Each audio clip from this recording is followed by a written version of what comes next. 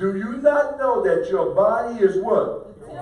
The temple of the Holy Spirit, who is what? In you, whom you have from God, and you are not your own.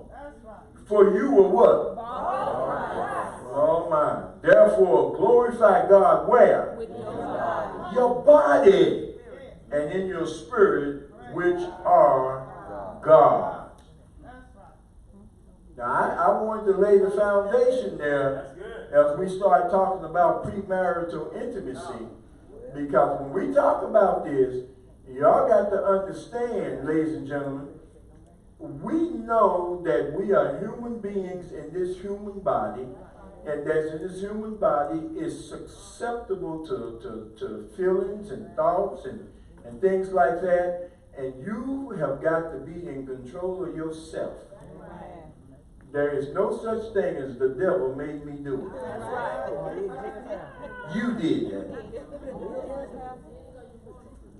Yeah. What did James say? James say that what? When we sin, it's because of what? Our own lust. When we're drawn away, it was because we were drawn away of our own and enticed. Did he use that word? Yeah. Did y'all need me to turn there? Now, what I was going to say, we make light of it, it's funny, but so far as the example that you just set forward, that is, people say what's wrong, that's difficult. You know what I mean? That's something rare that you do not hear about in society. I don't know too many men that would have ran, and that's very commendable. You know what I mean? So it shows you that it can be done. You know what I mean? So I thank Bishop for that, because that's a difficult situation. Yeah, and see, that's what I'm saying. We don't want to play like, oh, it ain't gonna happen to me, Jack. You know, all that kind of thing. Yeah, you get yourself in the situation, you know who you are in God, get out of there. That's right. Get out of there. And I was getting out of there with somebody I loved. Yeah. That's good. Quick. Oh, glory to God. So premarital intimacy will get us in a whole lot of trouble. So the question then is, the prohibition is against what? Premarital intimacy. Yeah. But what about holding hands? What about kissing? What about, petting? Oh, y'all don't want to talk to you. I'm going to talk to you. We don't run out of time. And because, see, in the Bible, dating was not something they did. They were, young lady and young man were promised to each other. And when it was time for the courtship, for that, it really wasn't a courtship. It was really, they call it a betrothal, that they were promised to each other. And during the betrothal period, they were actually married, technically, even though they weren't living together. She couldn't be with nobody else. He couldn't be with nobody else, because their dad and mama done promised her to him, and their dad and mama done promised him to her. And so technically they were married until it was time for him to come pick her up from the crib. Yeah, I said, and if you read Leviticus and Deuteronomy, if he pick her up, take her home after the wedding, and they consummate the marriage in the marriage bed, and he find out that she's not a virgin, he can take her back. There were penalties involved, all kinds of stuff. So it was a serious thing. Okay? So, there is not a standard division when it comes to sexual activity. The question is, how far should you go as a Christian when you're dating? Because we're talking about premarital, right? How far should you go? That's what we want to talk about in these next 15 minutes. So what has happened is it has been broken down into 4 major categories. The first category is touching. The second category is kissing. I'm on page 80. The third category is sexual stimulation. And the fourth category is sexual intercourse. Now, so the first one is touching. Now, let me get to, is this one get me to the next chapter? Yeah. All right. I want you to see this word here in the Greek text. Y'all see this word?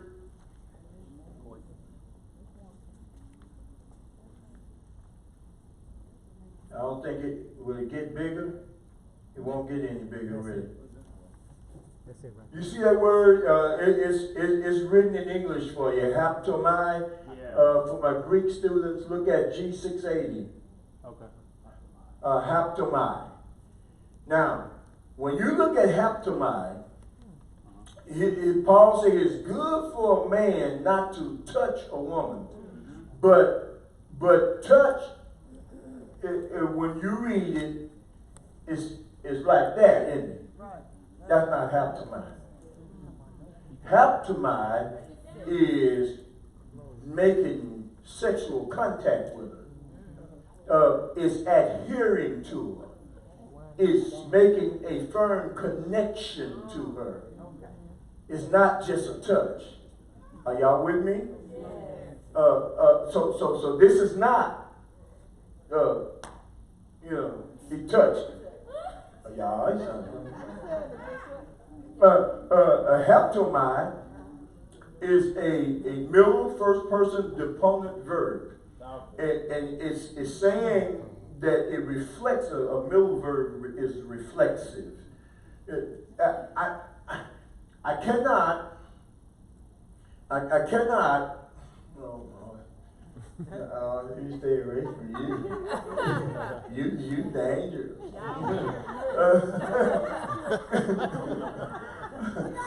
You's married now.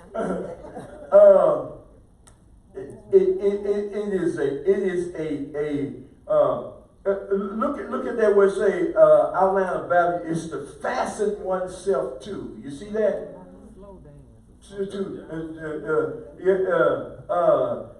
The carnal intercourse with a woman. You see, so it's more than just touch. I know when you read it in English, it says touch, and so you don't get the full context. But remember, just a few verses earlier in chapter 6, he was talking about what? Sexual immorality. And so in chapter 7, he's continuing. Remember there, when the Bible was written, there were no chapters and verses. It was one letter. Yeah. You know, we put it in chapters and verses for easy memorization. But he just wrote one letter. And so this is a continuation of his soliloquy on the topic of sexual immorality. And he says it's not good to make that kind of connection with her. And now why? He said, but nevertheless, because of the sexual immorality, let him do what? Get married. Let him have his own wife, and let each woman have her what? Now, don't forget that word own. Idios. You have your own husband, and you have your own wife. There ain't supposed to be nobody else involved. Oh, glory to God. Hidias. Because when you adhere, right, the fire burns, you burn that fire with her. That's right. Come on. You burn that fire with him.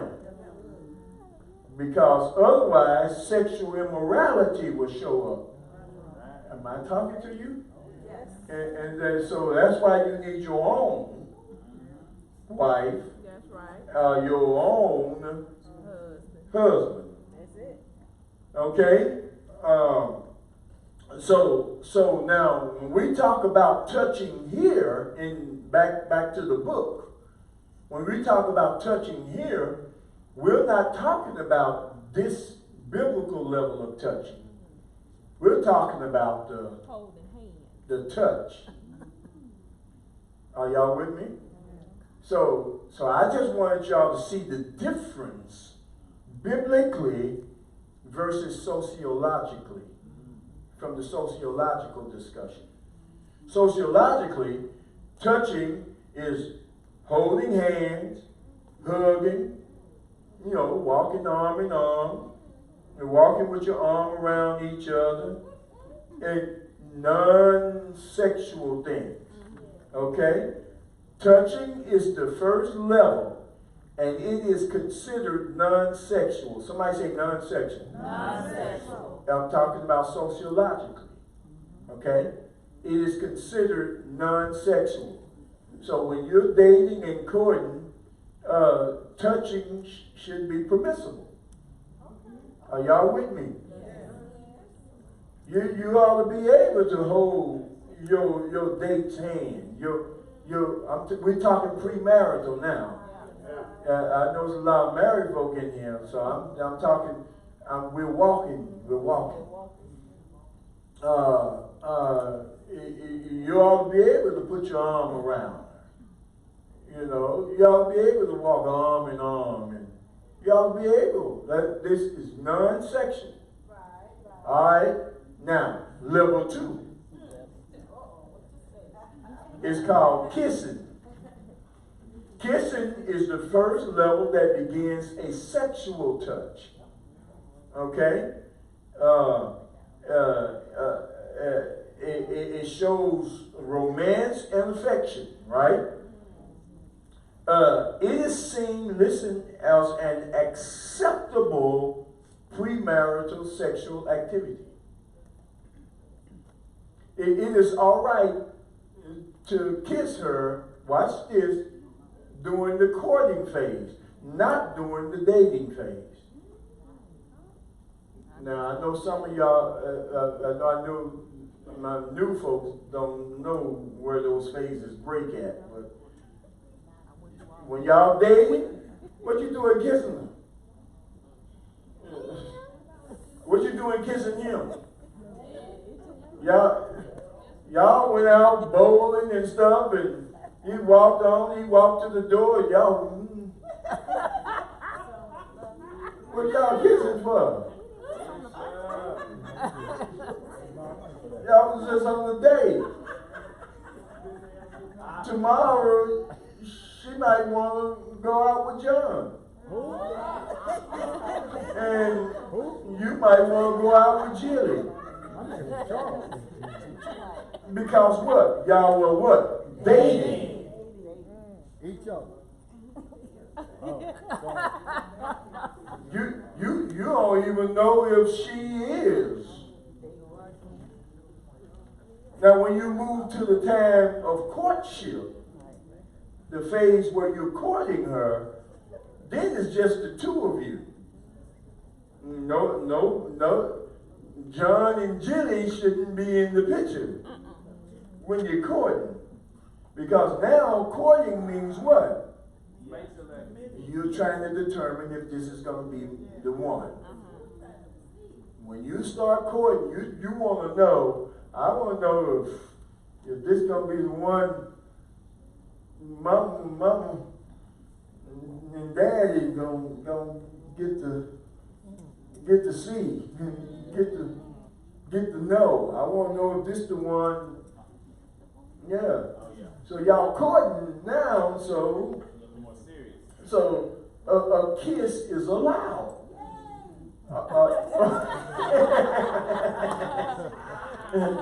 Okay? A kiss is allowed. Are y'all with me? Okay? Now, the third level is called sexual stimulation. What y'all want to call petting. Oh, glory to God. Sexual stimulation, you know, when you're touching the genital area. You're touching, brothers, you touch your breasts. Sisters, you touch his genitals. Y'all rub behinds and chests and stuff. And, you know. Look at y'all.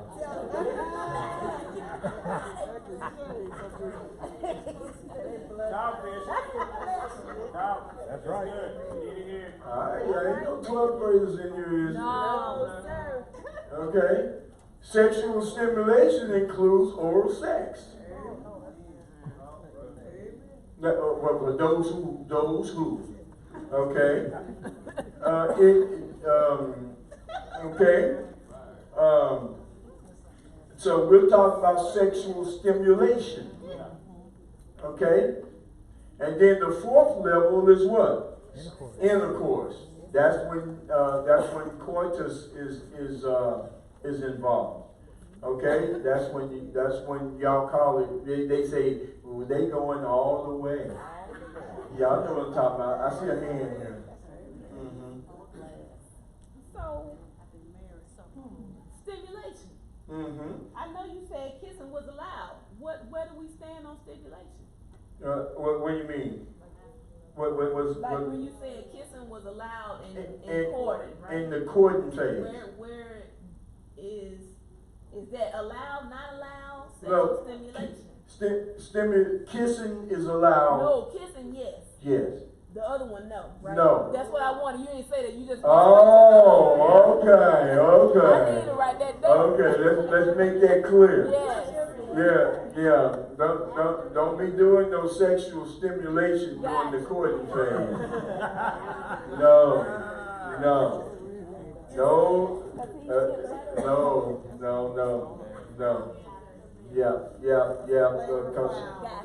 Because right now you're beginning to do what Paul say, adhere. Your touching now is an adhering level of touch. You're fastening to the person.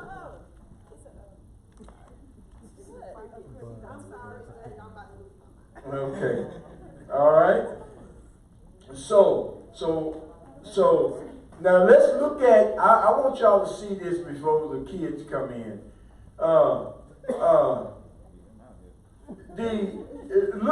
Look at the page 82. Jump over there, and I want you to see that chart. Now this is a survey done of high school kids, 9th grade through 12th grade. Y'all catching me? Yeah, talk, sir. 9th grade through 12th grade. Ladies and gentlemen, I want you to see this. 9th grade through 12th grade. How much 9th graders and 12th graders kissing? 90% of them say we kiss. 72% say we touch each other above the waist. Now y'all know that's the boys, right? Doing the touching. Y'all ain't saying. 54%, this is the girls, say they touching below the waist. Now this is not just the girls, this is the boys and the girls, but the girls are involved in this one. Touching below the waist. 36% of all those say they are having sex. 26% say oral. 15% say that they masturbate each other. Okay? Now look at this. Look at these are all high schoolers. Look at this. 12 years old who have had intercourse. 9% at 12 years old. At 13, 16% have had intercourse. 14, 23%. Look at 17. Almost 60% have had intercourse already by the time they were 17. You see that? That's absolutely amazing. The children about ready. I want you to look at the bottom of 83. Look at that chart. Because here are the attitudes of people about sex. 70% of people are saying, you know, at some degree, it's all right to have sex before marriage. 70%. Only 29.3 say it's always wrong. Only 29 say it's always wrong. Now, why do the attitudes change? What has happened that is called attitude change? Look on the next page. Can somebody say the media? Do you think the media has something to do with change in attitude? Oh, yeah. Music, what we see, videos, commercial.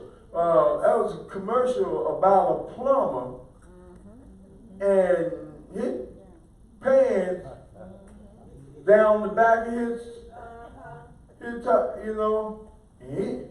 I said, what that got to do with being a plumber? You get, you know, chewing gum, and you got the girls walking in bikini chewing gum. What does that got to do with chewing gum? It's the visuals are there. And so there's a changing attitude toward it. And that's why you get these kind of percentages that are saying it's okay. It's okay. Some say contraception has done it because it used to be that nice girls don't do that, right? And so, but when contraception came, and you start saying, okay, you better give it to her just in case, because you don't want her to come home pregnant. Well, now, if that happens, and she engages, it wasn't like it was in the moment now. Now, because she had contraception, it was because she knows she was okay to do it anyway. That's the thoughts. That's the thoughts. Whether that's true or not, I don't know if we ever going to really know that. But that's the thought. Extended adolescence. The adolescence is longer now than it used to be. There's just a whole lot going on. And so I have to stop right there because our time, I want to get into the topic of living together. To be continued. Living together. We'll talk a little bit about that, and then we'll talk about how much touching is supposed to be allowed. It's really allowed. And then we're going to talk to the singles in the house. Yeah, I see a lot of singles smiling. And we're going to talk to the singles. And then we're going to get into the true husband and wife relationship.